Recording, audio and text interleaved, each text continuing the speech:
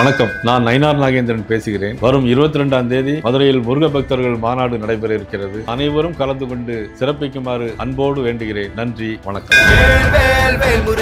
இதுல யாரு எதிர்ப்பு தெரிவிக்கிறா நீங்க பார்க்கணும். ஒன்று, கடவுள் மறுப்பை கையில் எடுத்து பிரச்சாரம் பண்ணக்கூடிய திமுகவும் திருமாவளவனும் இது ஒரு சாரார். அதே மாதிரி இஸ்லாமியர்களை அந்த சமூகத்தின் பெயராலேயே தூண்டிவிட்டு நாசப்படுத்துற வேலையை அமீர் போன்றவர்களும், அவர் இப்ப நடிகராக இருந்து இயக்குனராக இருந்து அப்புறம் எதுவுமே போனியாகாம இப்ப சைடு ஆக்டரா வந்துட்டு இருக்கிறார். இப்ப இவர்களுக்கும் முருக பக்தர்கள் மாநாட்டுக்கு ஏதாவது சம்பந்தம் இருக்கா? கிடையாது. இங்க இருக்கக்கூடிய இஸ்லாமியர்கள் பாபருக்கோ அவுரங்கசீப்புக்கோ புள்ள கிடையாது. இங்க இருக்கிற இஸ்லாமியர்கள் ராமசாமிக்கோ குப்புசாமிக்கோ முனியம்மாவுக்கோ கந்தம்மாவுக்கோ இப்படி பிள்ளையா பிறந்து பிறகு ஒரு மார்க்கத்தை இஸ்லாமியம் நம்பிக்கை தழுவியவர்களை தவிர இவர்கள் இன்னமும் வானத்திலிருந்து குதிச்சு வந்து அரபு நாட்டிலிருந்து வந்து புதிய இஸ்லாமியர்கள் மாதிரி இப்போ இந்த பேசுற அரைவேக்காட்டு இஸ்லாமியர்கள் சில பேர் இருக்காங்கல்ல. நீங்க அங்க ஆடை வெட்டி அந்த மலையில சாப்பிடலாம் செத்தா போயிருவீங்க. கீழே அறுத்து அங்க மசூதி கீழே இருக்கு, அங்க பிரியாணி கொடுத்து சாப்பிடுங்க. அங்க இந்துக்களும் வரட்டும், சாப்பிடட்டும். நான் உங்க ஊடகத்தின் மூலமா நவாஸ் கனிக்கு ஒரு வெளிப்படையான சவால் விடுக்கிறேன். அவர் உண்மையாகவே ஆண்மை மிக்க தைரியமான ஒரு பாராளுமன்ற உறுப்பினராக இருந்தா நான் சொல்றேன், நவாஸ் கனி முன்னிலையில் அங்கு முருகன் மலையில் நீ வைக்கும் போது பல்லழிச்சுக்கிட்டு திருநீரை வைத்து விட்டு பிறகு வெளியே வந்து போட்டோ எடுக்கும்போது மட்டும் இப்படி அழிச்சா யாரை இழிவுபடுத்துறீங்க? நான் நல்லா நெத்தி நிறைய அப்படி ஒரு திருநீரை அணிஞ்சு ஒரு நல்ல பெருசில் ஒரு பொட்டை வச்சுட்டு கந்தனுக்கு அரோகரா முருகனுக்கு அரோகரான்னு சொல்லிக்கிட்டு வெளியே வந்தேன்னா அது நல்லிணக்கம் இல்லையா? என் உள்ளுக்குள்ளார அப்படி இல்லாமல் நான் உங்களுக்காக நடிக்கிறேன்னு அர்த்தம். நோன்பு கஞ்சி முடியும் வரைக்கும் அவர் என்ன பண்ணுவார்? தொப்பி அணிந்திருப்பார். அது பாரமா இல்லை. அருவருப்பு தக்க மாதிரி நீங்க ஒப்பிட்டு பேசி பெண்களையும் இழிவுபடுத்தி சனாதன தர்மத்தையும் இழிவுபடுத்தி அதை நம்புகிற இந்து மக்கள் பெரும்பாலும் வசிக்கிற இந்த நாட்டினுடைய நம்பிக்கைகளையும் இழிவுபடுத்த வேலையை திமுக ராசா செஞ்சாரா இல்லையா? உதயநிதி ஸ்டாலின் செஞ்சாரா இல்லையா? திருமாவளவன் செஞ்சாரா இல்லையா? நாங்க என்ன கேட்கிறோம், ஏன் போன வருஷம் சொன்னேன் திராவிட மாடல் என்பது ஸ்ரீராமருடைய மாடல், திராவிட மாடல் என்பது ஸ்ரீராமனுடைய சமூக நீதி காக்கிற மாடல் சொன்னியப்பா. இந்த வடிவேலு சொல்லப்பட மானங்கெட்ட பயில இதை குடிக்கிறதுக்கு நீ வேற என்னச்சும் குடிக்கலாம் அப்படின்னு. அந்த மாதிரி மானங்கெட்டவர்களாகத்தான் இங்க இருக்கக்கூடிய மாண்புமிகு அமைச்சர்களே இருக்கிறார்கள். உணர்வுகளை நாங்க மதிக்கிறோம். அப்ப அந்த உணர்வுகளை புண்படுத்தக்கூடிய வேலையை திமுகவோ திருமாவளவனோ இல்ல அந்த எலும்பு துண்டுகள் யாரு செஞ்சாலும் அதற்கு எதிர்வினை ஆற்றணுமா வேண்டாமா? உலகின் எந்த தேசத்தில் இருக்கிற இஸ்லாமியர்களை விட மிகச்சிறந்த ஒரு நல்வாழ்க்கையை பாரதத்தில் இஸ்லாமியர்கள் வாழ்ந்து கொண்டிருக்கிறோம் என்றால் அதற்கு இந்துக்கள் தான் காரணமே தவிர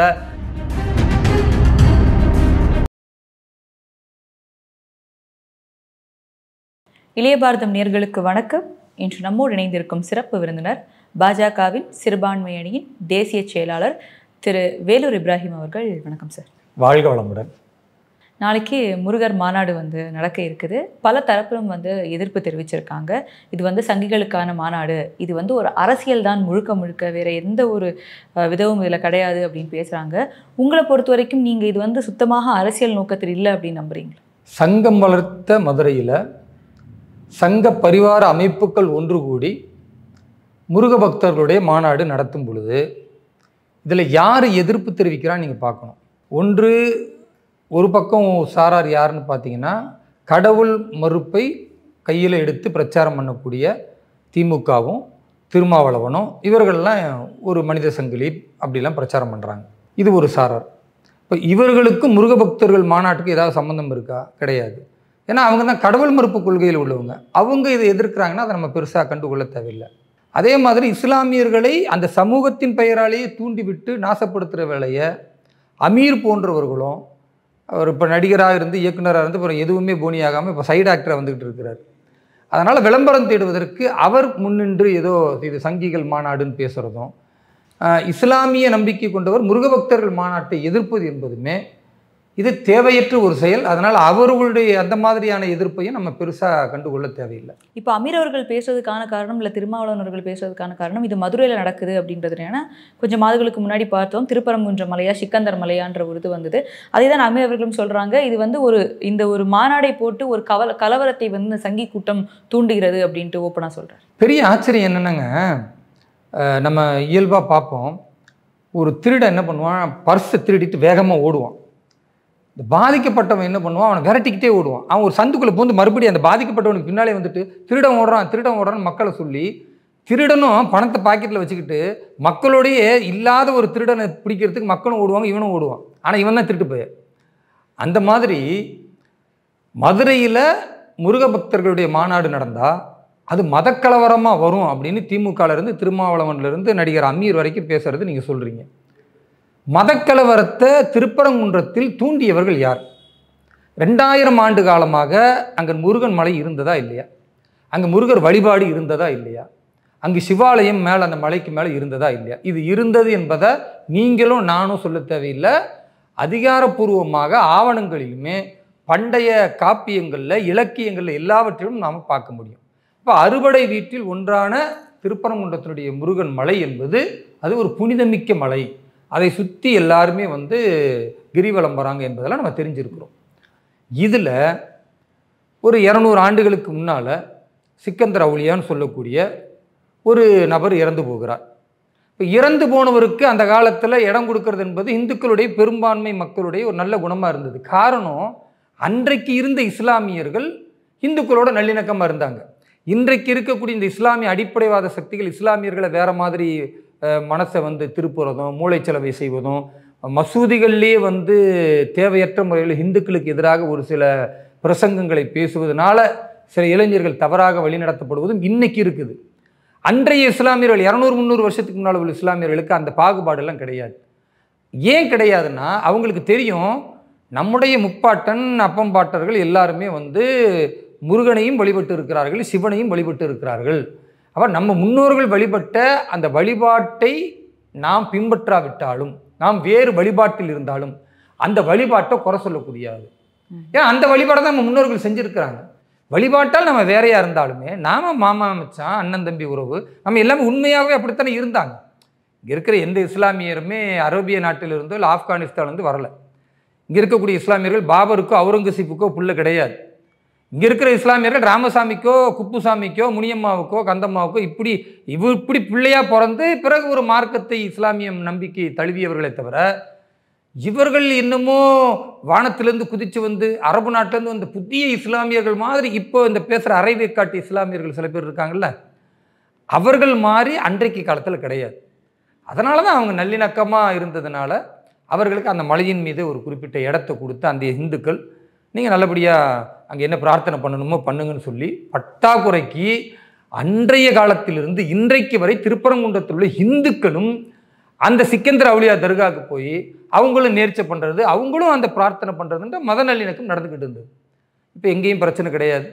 எப்போ பிரச்சனை வருகிறதுன்னா, தடை செய்யப்பட்ட பயங்கரவாத அமைப்பு பாப்புலர் ஃப்ரண்ட் ஆஃப் இந்தியா, அந்த அமைப்பினுடைய அரசியல் பிரிவாக இருக்கிற, நட்பு அமைப்பாக இருக்கிற, தோழமை அமைப்பாக இருக்கிற எஸ்டிபிஐ என்ற பயங்கரவாதத்தை ஊக்குவிக்கிற இவர்கள் என்ன செய்கிறாங்கன்னா, அன்றைக்கு இந்துக்களுடைய முருகனுடைய ஒரு புனிதமிக்க நாளில் கழுத்தில் ஆட்டை போட்டுக்கிட்டு நாங்கள் ஆடை அறுத்து பிரியாணி செய்வோம் அந்த மலைக்கு மேலேன்னு போனால், தனியாக போகாமல் கூட ஒரு ஆளுங்களையும் திரட்டிக்கிட்டு ஒரு ஊர்வலம் மாதிரி போனால் இயல்பாக இந்து நம்பிக்கை உள்ளவர்கள் கோபப்படுவாங்களா பாட்டாங்களா? இல்லை, அவங்க சொல்கிற ஒரு கருத்து இருக்குல்லையே சார், அதாவது இன்னைக்கு நேற்று நாங்கள் இது பண்ணல, பல ஆண்டுகளாக நாங்கள் பண்ணிகிட்டு இருக்கோம், இன்னைக்கு இதை பிரச்சனையாக மாற்ற. நானும் அதை தாங்க சொல்கிறேன். ஒரு விஷயத்தை நீங்கள் கண்டும் காணாமல் யாருக்கும் தெரியாமல் சில நேரங்களில் செய்கிறீங்கன்னா அது இஷ்யூ ஆகாது, அது பிரச்சனை ஆகாது. சில நேரங்களில் அதை தவிர்த்துட்டு கூட போயிடுவாங்க. ஆனால் நீங்கள் அதை அதிகாரப்பூர்வமாக குறிப்பிட்ட ஒரு நல்ல நாளில், குறிப்பாக சைவம் சாப்பிடக்கூடிய இந்துக்கள் வழிபடக்கூடிய அந்த நேரத்தில் நீங்கள் ஆடை வச்சுக்கிட்டு நாங்கள் அறுத்து பலியிடுவேன்னு சொல்லி போனால் இது மதக்கலவரத்தை தூண்டுவதா இல்லையா? அப்போ மதக்கலவரத்தை தூண்டுவது யார்? எஸ்டிபிஐ, இஸ்லாமிய அடிப்படைவாத அமைப்புகள். அந்த தூண்டுதலுக்கு ஒத்துழைப்பது யார்? இதே திமுக ஆட்சி. அதை நியாயப்படுத்துவது யார்? திமுகவில் உள்ளவர்கள்.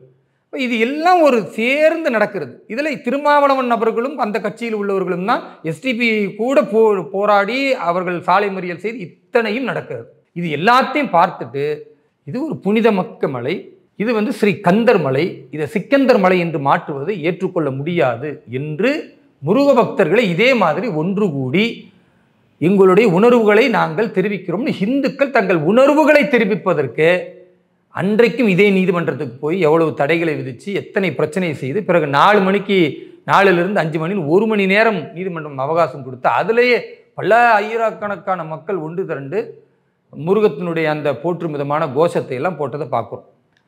நான் என்ன கேட்குறேன்னா, இப்போ இவ்வளோ பெரிய சென்சிட்டிவாக வந்தது எதனால்? அன்றைக்கு இருக்கக்கூடிய இந்துக்களும் இன்றைக்கு இருக்கக்கூடிய இந்துக்களும் அப்படியே இருக்கிறாங்க. இஸ்லாமியர்களோட சகோதரர்கள் தான் பார்க்குறாங்க. ஆனால் அன்றைக்கு இருந்த இஸ்லாமியர்கள் மாதிரி இன்றைக்கு உள்ள இஸ்லாமியர்கள் இல்லை. இவங்க கேரக்டர் வைஸ் என்ன செய்கிறாங்கன்னா, சவுதி அரேபியாவுடைய கொள்கை என்ன, அங்கே இருக்கிற அந்த ஒரு ரிஜிடான ஒரு கடும் போக்கை இங்கே மேற்கொள்ளணும்னு நினச்சா அது இஸ்லாமிய நாடு. அங்கு வேறு குடிமக்கள் கிடையாது. 100% இஸ்லாமியர்கள் மட்டும் வாழக்கூடிய நாட்டில் இஸ்லாமிய சட்டத்தை கடுமையாக பின்பற்றினாலும் அங்கே கேள்வி கேட்க யாரும் இல்லை. ஏன்னா அவர்கள் எல்லாரும் அந்த நம்பிக்கையில் உள்ளவர்கள்.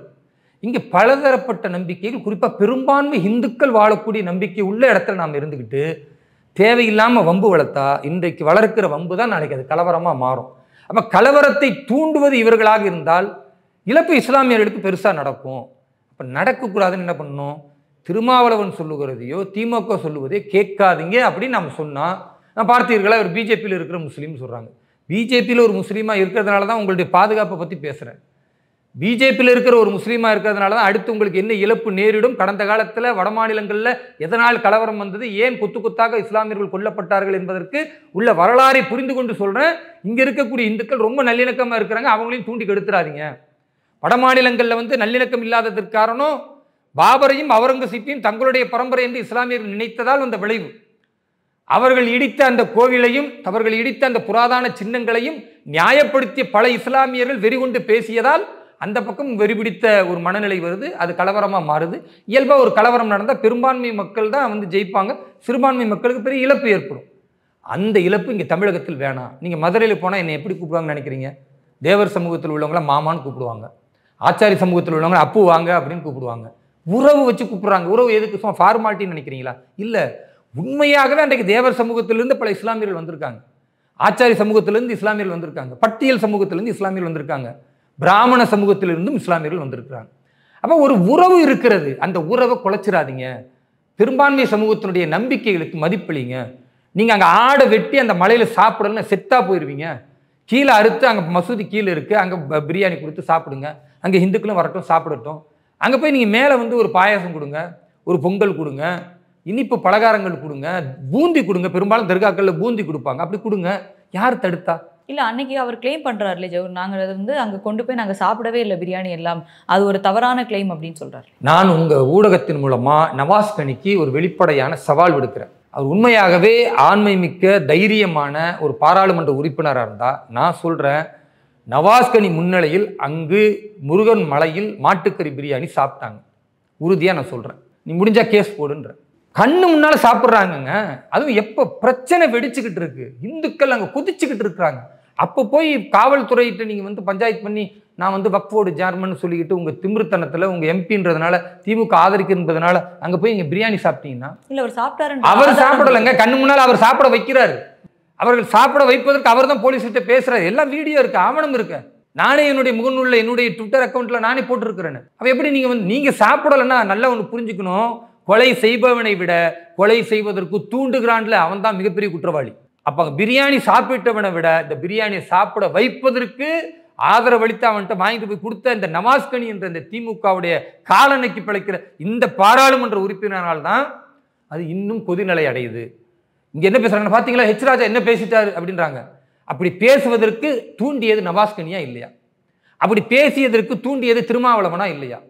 அப்படி பேசியதற்கு தூண்டியது அப்துல் சமதுன்னு சொல்ற இந்த தமுமுக அடிப்படைவாதிகளை கொண்ட அந்த அமைப்பினுடைய எம்எல்ஏவா இல்லையா? நான் என்ன கேட்கிறேன்னா, நீங்க எல்லாத்தையும் செஞ்சுட்டு அமைதியா ஒரு இந்து தன் முருகபக்தர்கள் மாநாட்டில் எங்கள் திருப்பரங்குன்றத்தை நாங்கள் காக்க போவதற்காக ஒரு கூடுறோம் அப்படின்னு ஒன்று சொல்லிட்டாங்கன்னா மதக்கலவரம் வந்துடணும். என்னங்க இது அநியாயமா இருக்கு? இல்ல, திருமாவளவன் தான் சொல்றாரு இல்லையா, நாங்கள் முருகனை எதிர்க்கல, முருகன் முருகனை வேற எதிர்ப்பாங்களா? எதிர்க்கல அப்படின்றாரு. அவர் சொல்லும் விஷயம் முருகன் அப்படின்ற ஒரு லைன்ல கொண்டு போய் உங்களை சனாதனத்துல இழுத்து விட்டுருவாங்க அப்படின்றதையும் அதை வைத்து ஒரு பகைமையை மூட்டும் விதமாக இவங்க அரசியல் செய்யறாங்க. இந்த கருத்தை இதுக்கு முன்னாடியும் திருமாவளவன் ஒரு 3-4 வருடத்துக்கு முன்னாடியும் அவர் சொல்லியிருக்காரு.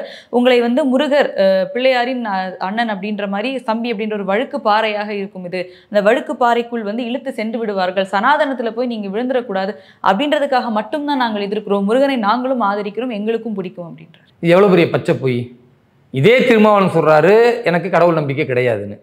கிடையாதுன்னு சொல்வதோட தாண்டி அதே திருப்பரங்குன்றம் முருகன் மலையில் போய் அவர் வந்து தரிசனம் முடிச்சுட்டு வெளியே வரும் பொழுது ஃபோட்டோ கேட்குறாங்க. அவருடைய நெற்றியில் திருநீர் இருக்குது. திருநீர் என்பது இந்துக்களுக்கு புனிதமானது. இந்துக்கள் வந்து அதை வந்து ஒரு பெரிய அளவுக்கு மதிக்கிறாங்க. அப்போ ஒரு கோவிலில் வைக்கிறாங்கன்னா திருமாவளவனுக்கு பிடிக்கல, அவர் கடவுள் மறுப்பு கொள்கையில் உறுதியாக இருந்தால் என்ன சொல்லியிருக்கணும்? இல்லைங்க, திருநீர் வேண்டாம், நான் வந்து கடவுள் மறுப்பு கொள்கையில் வச்சுருக்கேன், உங்களுடைய ஆசைக்காக என் கொள்கையிலிருந்து நான் பின்வாங்க முடியாது, அதனே நேரத்தில் நான் மதிக்கிறேன், உங்கள் நம்பிக்கையை மதிக்கிறேன் அப்படின்னு சொல்லியிருந்தாருன்னா ஒரு யோக்கியவான்னு சொல்லலாம். நீ வைக்கும் போது பல்லழிச்சுக்கிட்டு திருநீரை வைத்து விட்டு பிறகு வெளியே வந்து ஃபோட்டோ எடுக்கும்போது மட்டும் இப்படி அழிச்சா யாரை இழிவுபடுத்துறீங்க? அதுக்கு அவர் கருத்து சொல்றாரு. 1/2 மணி நேரமாக என் நெற்றியில் இந்த திருநீர் இருந்தது உங்களுக்கு தெரியலையா? ஒரு நாள் ஃபுல்லாக வச்சுட்டு இருக்க முடியும்னு கேட்குறேன். ஓ, ஒரு நாள் ஃபுல்லாக வைக்கிறது எவ்வளோ பெரிய ஆபத்தான விஷயம் இல்லை? திருநீர் எவ்வளோ அசிங்கமான விஷயமா பார்க்குறாரு பார்த்தீங்களா? இதுதான் திருமாவளவனுடைய கோளாறுன்னு சொல்கிறேன். இப்போ நானும் போகிறேங்க, நான் பல கோவிலுக்கு இந்துக்கள் என்னை அழைச்சிட்டு போவாங்க, அங்கே கூட்டு பிரார்த்தனை நடக்கும், திரு நரேந்திர மோடி அவர்களுடைய நீண்ட ஆயுளுக்காக நடக்கும், மத நல்லிணக்கத்திற்காக பல கோவில்களுக்கு நான் போயிருக்கிறேன். அங்கெல்லாம் போனால் எனக்கு மாலை போடுவாங்க, அதே மாதிரி தலையில் வந்து அந்த பரிவட்டம் கட்டுவாங்க, அந்த மரியாதைலாம் கொடுப்பாங்க.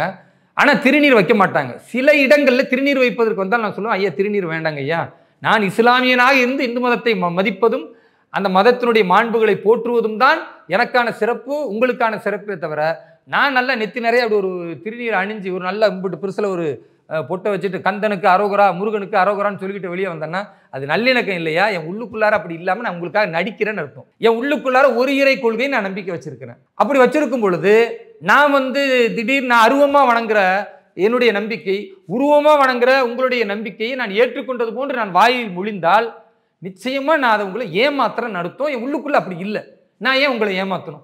ஆனா இங்க நோன்பு கஞ்சி குடிக்க வரும்போது எல்லா தலைவரும் அதுதாங்க பெரிய விஷயம். நோன்பு கஞ்சி முடியும் வரைக்கும் அவர் என்ன பண்ணுவார்? தொப்பி அணிந்திருப்பார். அது பாரமா இல்லை. அதை விட பெரிய கூத்து இருக்கு. நோன்பு வைப்பது இஸ்லாமியர்களுக்கு கடமை. ஏன் கடமை?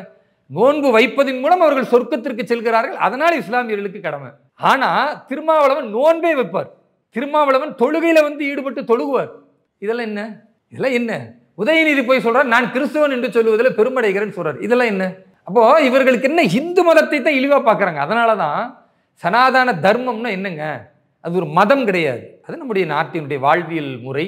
பண்டைய காலத்திலிருந்து அதுக்கு வருடங்களே குறிப்பிட முடியாது, இயல்பான ஒரு வாழ்க்கை முறையை கொண்டு இந்த பாரதத்தினுடைய கலாச்சாரத்தின் அளவுகோல் தான் சனாதன தர்மம். அதை போய் எய்ட்ஸோட ஒப்பிட்டு ஒரு தவறான விபச்சாரத்தை செய்யக்கூடிய ஒரு பெண்ணுடைய அருவருப்பு தக்க மாதிரி நீங்க ஒப்பிட்டு பேசி பெண்களையும் இழிவுபடுத்தி சனாதன தர்மத்தையும் இழிவுபடுத்தி அதை நம்புகிற இந்து மக்கள் பெரும்பாலும் வசிக்கிற இந்த நாட்டினுடைய நம்பிக்கைகளையும் இழிவுபடுத்துற வேலையை திமுக ஆராசா செஞ்சாரா இல்லையா? உதயநிதி ஸ்டாலின் செஞ்சாரா இல்லையா? திருமாவளவன் செஞ்சாரா இல்லையா? பிறகு என்னத்தை இவங்க திருநீர் அழிக்கிறாங்கன்னா இவங்களுக்கு பக்தி இல்லைன்னா நீ யோக்கியம் தானப்பா, யோக்கியம் உண்மையை பேசுன்னு சொல்றோம். திருமாவளவனும் திமுக காரர்களுக்கு உண்மை பேச தெரியாது, நடிக்க தெரியும், பச்சோந்தி வேஷம் போட தெரியும். அதனால தான் நீங்கள் பார்த்தீங்கன்னா 2024 திமுக அமைச்சர் ரகுபதி என்ன பேசுகிறாரு? இது ஸ்ரீராமர் ஆட்சி, ராமருடைய சமூக நீதியை நாங்கள் தான் காக்கிறோம், திராவிட மாடல் என்றால் அது ஸ்ரீராமரின் மாடல். இது பேசினது யாரு? ரகுபதி அவர்கள் அமைச்சர் பேசுகிறார். ஒரு வருஷம் பொறுத்து இந்த பச்சோந்தி கோவி செலியன் அவர் யாரு? உயர்கல்வித்துறை அமைச்சர். அவர் சொல்றாரு இந்த அரசு வந்து ராக்கெட் வேகத்தில் போய்கிட்டு இருக்கு முன்னேற்றத்தில், ஆனால் கம்பராமாயணம் மாதிரி கட்டுக்கதை இல்லைன்னு சொல்றாரு. நான் கேட்குறேன், கோவி செலியன் போன்ற முட்டாள்களை பார்த்து, நீ அமைச்சர் தானே, நீ இதை பேசுறதுக்கு முன்னால் ரகுபதிட்டு போய் கேட்டுக்கணும்ல, ஏன்பா நீ பேசுன, நீ அது தப்புன்னு சொல்லிட்டு நீ ஒரு அறிக்கை கொடுத்துட்டு இதை நீ வந்து கட்டுக்கதைன்னு சொல்லு.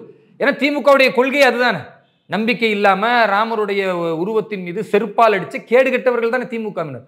நீ பேசுறது எங்களுக்கு ஒன்றும் புதுசு கிடையாது, இப்படிதான் பேசுவீங்க, இதுதான் திமுகவுடைய ஒரு மரபணுன்னு எங்களுக்கு தெரியும்.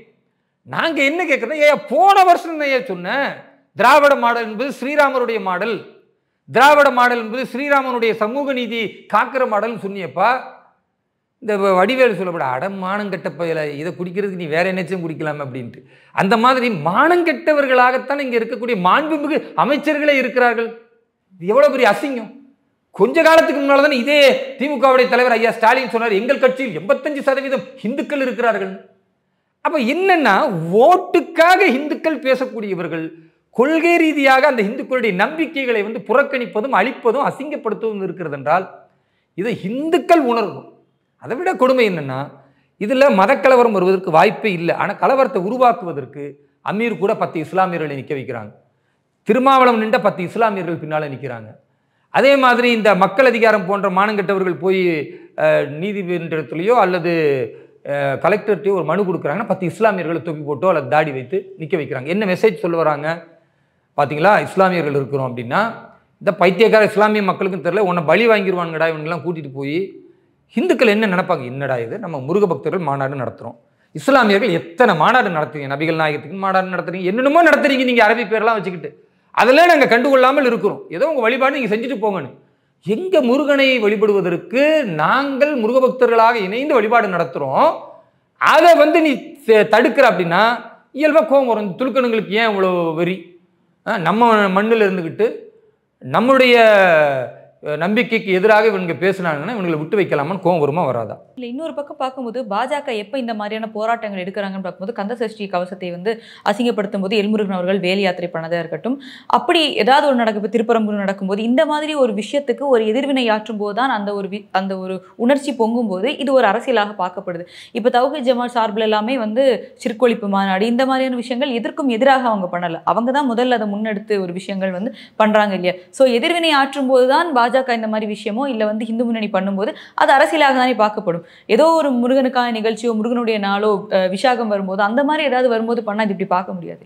பாரதிய ஜனதா கட்சியோ இந்து முன்னணியோ அல்லது பரிவார அமைப்புகளோ எதிர்வினை ஆற்றுவதற்காக இதை செய்கிறார்கள் நீங்க சொல்றீங்க. ஆமாம், எதிர்வினை ஆற்றுவதற்குத்தான், அப்படியே கூட வச்சுக்கோங்க.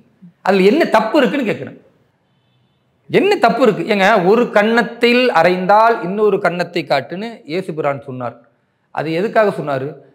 நான் அவ்வளோ அகிம்சையோடு இருக்கிறேன், நான் சகிப்புத்தன்மையோடு இருக்கிறேன், நீ திருந்தணும் அப்படின்னு. ஆனால் திமுக அப்படி இல்லைங்க. நீங்கள் இன்னொரு கன்னத்தையும் காட்டினா அதுலேயும் அரைஞ்சிட்டு போயிடுவான், நான் தாண்டா தாதான்ருவான். அப்போ என்ன பண்ணணும்? ஒரு கன்னத்தில் அவன் அரைஞ்சிட்டான்னா அவனுடைய 2 கன்னத்தில் இப்படி ஒன்று அப்படி ஒன்று கொடுக்கணும். அது பாஜக தான் கொடுக்கும். பாஜக ஒரு ஆன்மீக கட்சிங்க, மக்கள் இறை நம்பிக்கையாளர்களாக ஒன்றிணையக்கூடியவருடைய கட்சிங்க. அது வெறும் இந்து மதத்தை மட்டும் பார்க்கல, நாங்கள் சப்கா சாத் சப்கா விகாஸ்ன்றோம். எல்லோரையும் அரவணைத்து எல்லோருக்குமான வளர்ச்சின்னா அப்போ 140 கோடி மக்களின் நம்பிக்கைகளை உணர்வுகளை நாங்கள் மதிக்கிறோம். அப்போ அந்த உணர்வுகளை புண்படுத்தக்கூடிய வேலையை திமுகவோ திருமாவளவனோ இல்லை அந்த எலும்பு துண்டுகள் யாரு செஞ்சாலும் அதற்கு எதிர்வினை ஆற்றணுமா வேண்டாமா? இந்து மக்களுடைய நம்பிக்கைகளை பாதுகாப்பதும் ஒரு கடமை இல்லைவா? ஆனால் ஒவ்வொரு மாநிலத்துக்கும் போகும்போது பாஜக ஒவ்வொரு கடவுளையும் கையில் எடுக்கும். கேரளாவுக்கு போனால் ஐயப்பனா இருக்கட்டும், இங்கே முருகர், துர்கா, வெஸ்ட் பெங்கால் போனால் யூபியில் போய் ராமர் கையில் எடுக்கு. இந்த மாதிரி எந்தெந்த இடத்துல எந்தெந்த கடவுள் முன்னெடுக்கிறாங்க அப்படின்றது ஒரு விஷயம் இருக்குல்ல. இதே முருகர் என்னங்க தப்பு இருக்கு? இப்போ ஒடிசாவையும் சேர்த்துங்க, ஜெகநாதர், பூரி ஜெகநாதர் கையில் எடுத்தாங்கன்னு சொல்லுங்க. ஜெய் ஜெகநாதர் நம்முடைய நரேந்திர மோடி அவர்களே சொன்னார் தேர்தல் வெற்றிக்கு பிறகு. என்ன தப்புன்ற? தமிழகத்தில் முருகனை பேசுவதால் பாஜகவில் உள்ள இந்துக்கள் பேசுவதால் இப்படி வச்சுங்க, குறுகியே வச்சுங்க, பொது இந்துக்கள் இல்லை, பாஜகவில் உள்ள இந்துக்கள் தமிழகத்தில் முருக பக்தனோட ஒரு பக்தனாக இருந்து அவனும் போற்றணும் அப்படின்னு நினைச்சிட்டு அதுல என்ன தப்பு? இங்கே வேறு கடவுளையும் இது பண்ணிருக்கலாம் இல்லையா? மக்கள் இங்க பெரும்பான்மை அதை யாருங்க முடிவு பண்றது? ஏங்க, நான் யாரை வணங்க வேண்டும் என்று திமுக முடிவு பண்ணுமா? இது அரசியலாக அரசியல்னு நீங்க நினைச்சுக்கீங்க. அதாவது என்னுடைய மண்ணை, என்னுடைய நம்பிக்கையை, என்னுடைய உணர்வை, என்னுடைய வழிபாட்டு முறைக்கு இழுக்கு வருமே என்றால், ஆபத்து வருமே என்றால் அதை காப்பதற்காக நான் இந்துக்கள் எழுச்சிகளை, இந்துனுடைய உணர்வை ஊட்டுவது அரசியல் என்று நீங்கள் நினைத்தால் நினைத்துக் கொள்ளுங்கள். அது அரசியல்னே நீங்க பேசுங்க, தவறு இல்லை. ஆனால் உண்மையான அரசியல் 2026 நாங்கள் வெல்லும் பொழுது இந்த மக்களுக்கான நன்மை என்ன, ஒரு ஆன்மீக அறவழி ஆட்சி என்றால் அது எப்படி நடக்கும் என்பதை நாங்கள் காட்டுவோம். இப்போ இது அரசியல் என்று நீங்கள் திரும்ப திரும்ப சொன்னால், நாங்கள் ஆன்மீகம் என்று சொல்லுவதையும் நீங்கள் மறுத்தால் ஏற்றுக்கொள்கிறோம், நீங்கள் அரசியல் என்று சொல்வதையும் ஏற்றுக்கொள்கிறோம். அப்படிப்பட்ட ஒரு அரசியலில் ஒரு ஆன்மீகம் தலைக்க வேண்டும் என்று இருந்தால் நிச்சயமாக தலைக்கட்டும். இந்துக்களுடைய அந்த நம்பிக்கை பாதுகாக்கப்படட்டும். நாங்களும் கூட இஸ்லாமியர்களாக இருந்து 5000 இந்துக்களுக்கு தேவையான பிஸ்கட் பாக்கெட்டு, ஜூஸ், எல்லா ஏற்பாடுகளும் எங்களுடைய கிறிஸ்துவ சகோதரர்கள், இஸ்லாமிய சகோதரர்கள் ஒன்றிணைந்து ஏற்பாடு செய்திருக்கிறோம்.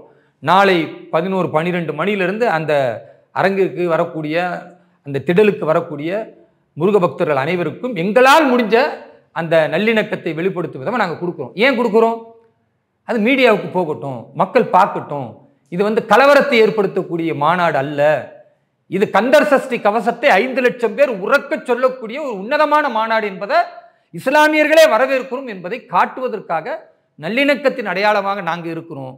ஆனால் திமுக இந்த நல்லிணக்கம் வேண்டாம் என்பதனால தான் வேலூர் இப்ராஹிமை கைது செய்வதிலிருந்து, எங்களை நெருக்கடி கொடுப்பதிலிருந்து, பல்வேறு தாக்குதல் தொடுப்பதற்கு இங்கே பயங்கரவாத சக்திகள் தொடர்ந்து எங்களை மிகப்பெரிய அளவிற்கு அச்சுறுத்துவது, இதெல்லாம் நாங்கள் தாண்டித்தான் பயணிக்கிறோம். அதுக்கு ஒரே காரணம் என்னன்னா, இந்துக்கள் பாதுகாப்பாக எங்களை வைத்திருக்கிறார்கள். அதனால் இஸ்லாமியர்கள் இந்த தேசத்தில் நாங்கள் சுகமாகவும் சிறப்பாகவும் இருக்கிறோம். உலகின் எந்த தேசத்தில் இருக்கிற இஸ்லாமியர்களை விட மிகச்சிறந்த ஒரு நல்வாழ்க்கையை பாரதத்தில் இஸ்லாமியர்கள் வாழ்ந்து கொண்டிருக்கிறோம் என்றால் அதற்கு இந்துக்கள் தான் காரணமே தவிர இங்க இருக்கக்கூடிய போலீஸ், இராணுவம் அதெல்லாம் கிடையவே கிடையாது. அதெல்லாம் செத்த பிறகு போறோம் பாதுகாப்பு. உயிரோடு இருக்கும் பொழுதே காப்பாற்றுற ஒரே சகோதரன் யார்? என் பக்கத்து வீட்டில் உள்ள இந்துக்கள் தானே. அவனை மறுத்துட்டு அவனை எதிர்த்துட்டு நான் எங்கே போய் நிற்க போகிறேன்? இந்த போலீஸ், இந்த இராணுவம் இதெல்லாம் நான் நம்பிக்கிட்டு நின்றேன்னா முடிஞ்சு போச்சு கதை.